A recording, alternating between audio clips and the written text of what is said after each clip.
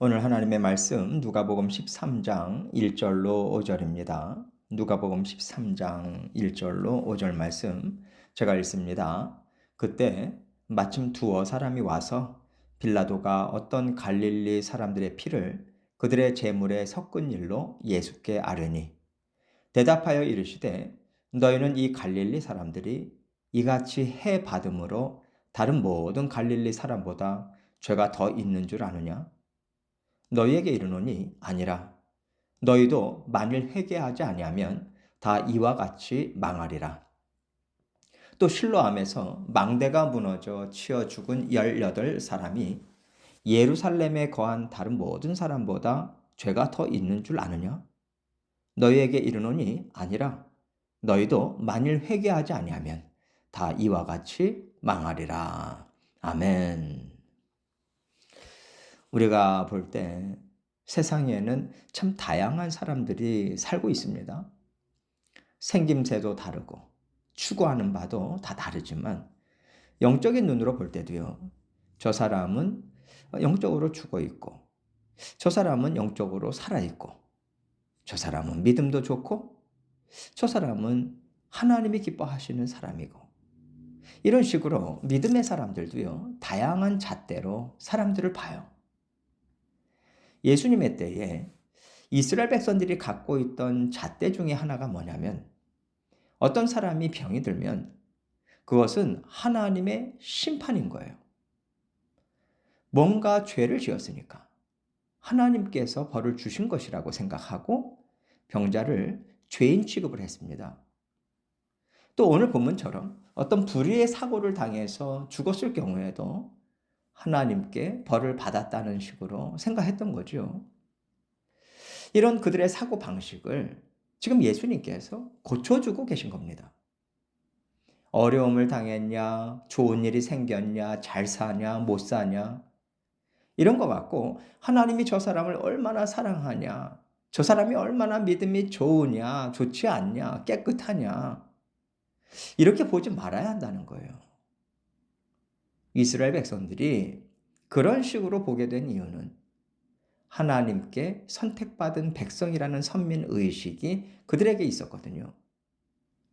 하나님께 선택받은 백성들에게 불행이나 불의의 죽음, 사고 같은 게 있으면 이상한 거예요. 그러니까 이런 일을 당한 사람들을 죄인 취급하게 된 거죠. 그러나 예수님께서는 하나님의 자녀들이라고 해도 하나님의 때에 죽음을 맞이하게 되어 있다. 단지 죽음의 시간이 생각보다 이를 수 있고 생각보다 늦을 수도 있는 것뿐이라는 말씀을 주고 계시는 거예요. 하나님의 자녀들도 세상에서 살면서 병 걸릴 수 있어요. 사고를 당할 수도 있습니다. 어려움을 당할 수도 있고 성공하지 못할 수도 있어요. 이것 또한 하나님의 뜻 안에서 자연스럽게 일어나는 일인 겁니다. 예수님께서는요, 하나님의 사람들은 이 땅에서 잘 먹고 잘 사는 것이 기준이 되어서는 안 된다. 이것이 하나님이 주시는 복의 전부라고 생각해서는 안 된다고. 이스라엘 사람들의 선민의식을 뒤집어 놓는 말씀을 주고 계시다고 생각합니다. 오늘 본문 1절을 보겠습니다. 그때에 마침 두어 사람이 와서 빌라도가 어떤 갈릴리 사람들의 피를 그들의 제물에 섞은 일로 예수께 아뢰니. 지금 이 얘기는요, 실제로 빌라도가 갈릴리 사람들의 피를 하나님께 드리는 제물에 섞었다는 게 아닙니다. 그들이 성전에서 제사를 드릴 때 빌라도가 보낸 로마 병사들에 의해서 죽임을 당했다는 뜻인 거예요. 그 당시에 이스라엘은 로마의 통치를 받고 있었죠. 그래서 이스라엘 백성들 중에는 무력을 써서라도 하나님의 나라를 회복해야 된다. 이 믿음을 가지고요. 투쟁을 하던 그런 열심당원들이 있었어요. 오늘날로 말하자면 독립투사들 같은 거죠. 특히 이들은요, 사람들이 많이 모이는 절기 때면 백성들로 하여금 자신들과 함께 하도록 반란이나 소요를 자주 일으켰습니다. 그래서 총독인 빌라도나 로마 군인들은 거기에 대비할 수밖에 없었던 것이고요. 소요를 일으키다가 죽는 경우들이 정말 많이 있었어요. 이것을 알면서도 반란을 일으켰고 반란을 일으킨 사람들 중에 몇몇 갈릴리 사람들이 성전에서 하나님께 제사를 드리다가 그 자리에서 로마 병사들에 의해서 죽임을 당한 사건이 있었던 거예요.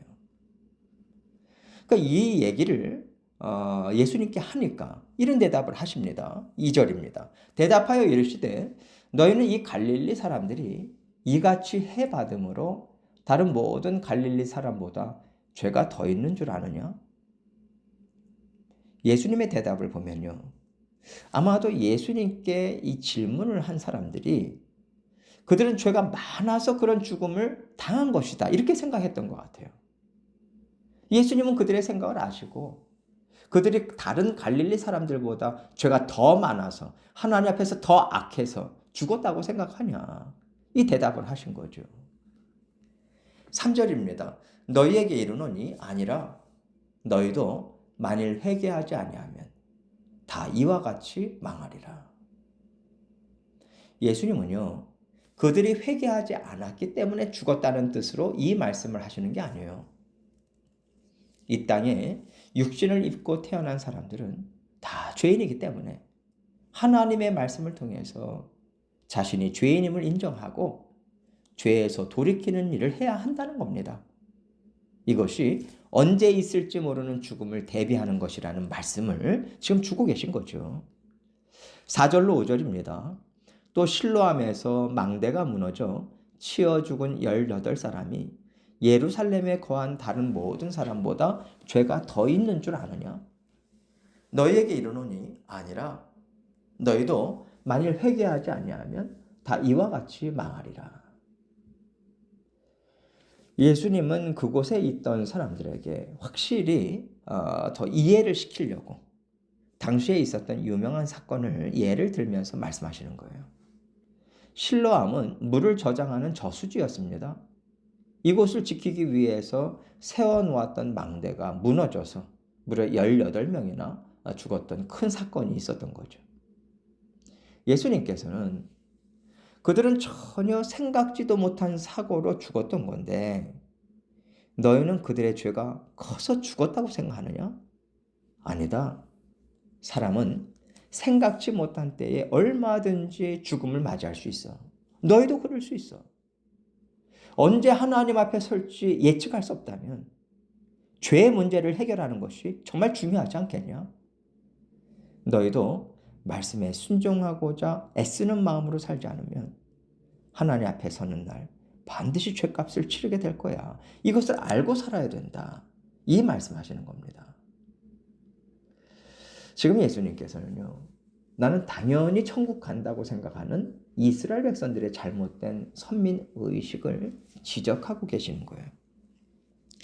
이 하나님께서 이스라엘 민족을 선택하시고 메시아를 그들에게 보내주신 것은 오실 메시아를 통해서 온 땅에 메시아가 가져다주는 구원을 전하는 일을 하라는 목적과 사명을 주신 것인데 그들이 그 목적과 사명을 다 놓쳐버리고 어떻게 생각했습니까? 메시아를 우리에게 보내주신다는 건 우리만을 위한 구원을 주신 것이다. 우리는 선택받은 백성들이고 그래서 우리는 죄인이 아니다. 이런 인식을 갖고 살았던 거예요. 하나님께서 이스라엘 백성들과 함께 이루실 하나님의 나라를 받아들일 준비가 그들에게 전혀 되어 있지 않은 겁니다. 그래서 예수님은 하나님께서 이들과 함께 이루실 하나님 나라의 터전을 지금 닦아주고 계시는 거예요. 유대인이든 이방인이든 모두 다 죄인으로 태어났고 죄를 씻는 방법은 오직 예수님이 메시아임을 받아들이는 것입니다.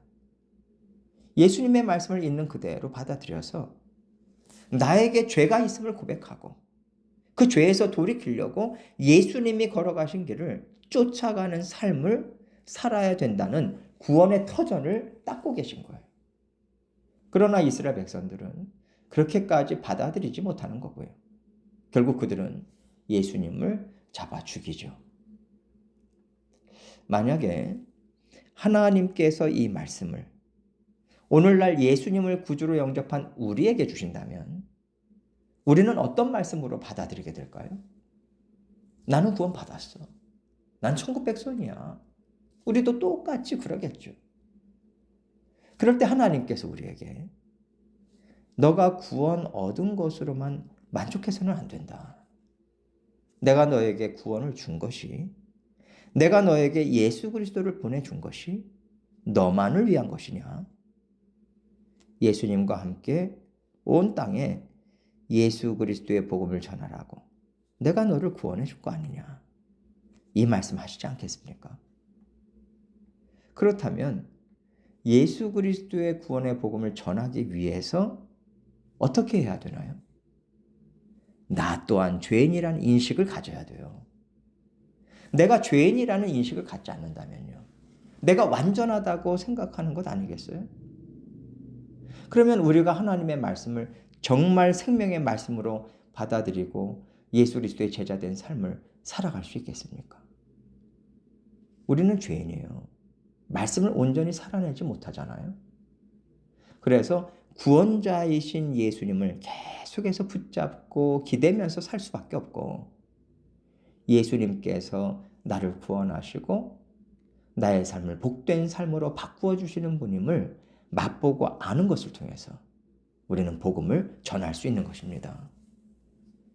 주님과 함께 살아내지 못하는데 어떻게 복음을 전할 수 있겠어요? 예수님께서 오늘날 이 비유의 말씀을 우리에게 주신다면요. 너는 복음을 전하고 있느냐? 전하지 않는다면 왜 너는 복음을 전하지 않고 있을까? 이 말씀을 하고 계신다고 생각해요. 복음을 전하지 않는다면 나 자신을 위해서 내가 구원을 받아 누리는 것으로 만족하고 그것으로 나는 오히려 다른 사람들이 죄인임을 판단만 하고 있다는 뜻이 아니겠습니까? 나도 죄인이란 마음을 가졌다면 복음을 전할 수밖에 없어요. 유대인들이 가졌던 선민의식처럼 혹시 오늘날 이 시대에 우리도 아니란 믿음, 이기적인 믿음을 갖고 있지는 않는지 우리가 잘 생각해 봐야 합니다. 물론 복음을 전하는 게 쉬운 일은 아니에요. 그렇게 즐거운 일도 아닙니다. 나를 구원하신 주님의 뜻이니까. 주님의 간절한 소원이니까. 그리고 주님이 이 땅에 육신을 입고 오셔서 죽임을 당하시기까지 이루기를 원하시는 하나님의 뜻이니까 우리는 그 뜻을 저버릴 수가 없는 거죠. 세상살이보다 더 소중하게 여기는 것이 하나님의 뜻 아닙니까? 믿음의 사람들이라면 그래야 되잖아요. 그러나 사실 우리가 그렇게 하지 못할 때가 많습니다. 저도 그래요. 그렇다고 해서 어쩔 수 없어. 나도 사람인데 이렇게 살 수는 없잖아요. 우리가 놓치고 살다가도 이렇게 살면 안 되지. 돌이켜야죠. 이것이 회개 아닙니까? 예수님께서 우리에게 회개해라. 돌이켜라. 돌이키면 돼. 회개하고 지속적으로 하나님께서 원하시는 뜻.